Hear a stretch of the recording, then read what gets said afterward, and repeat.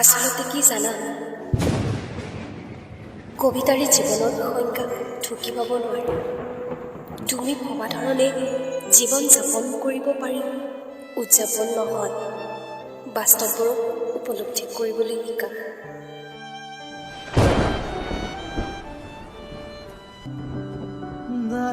সৰুতে যেতিয়া আঙুলিত ধৰি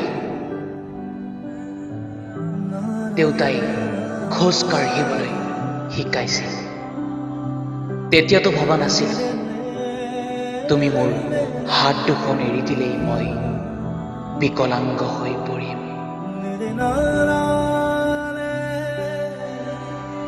স্কুলৰ পৰা আহিয়েই যিদৰে প্ৰথমতে মাক বিচাৰিছিলোঁ, তেতিয়াতো ভবা নাছিলোঁ যে মোৰ দিনবোৰ তোমাৰ পৰা আৰম্ভ হৈ শেষ তোমাতেই হ'ব।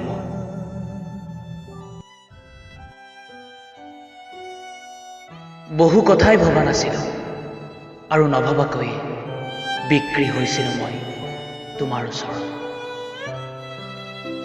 তোমাৰ ব্যস্ততাৰ তোলাচনীত মোৰ হৃদয়ৰ দাম দৰ চলিছিল।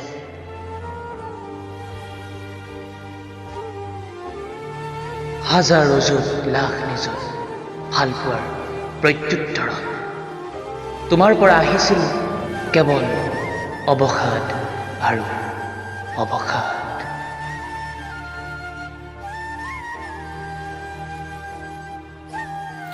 মই এই সম্পৰ্কটোৰ পৰা আমনি পোৱা হৈছোঁ।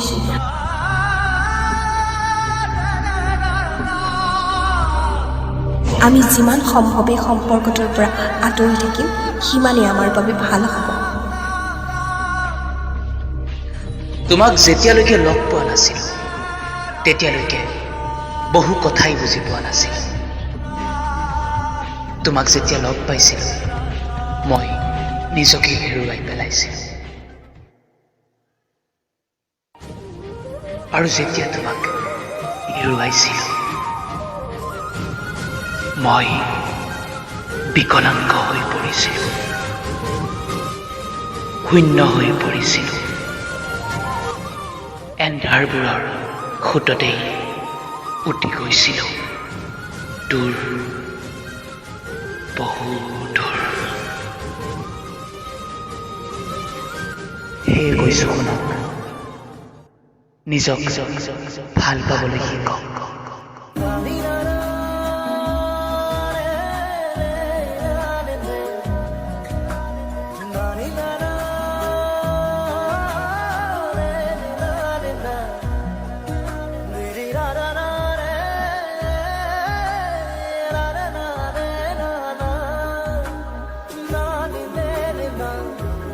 na na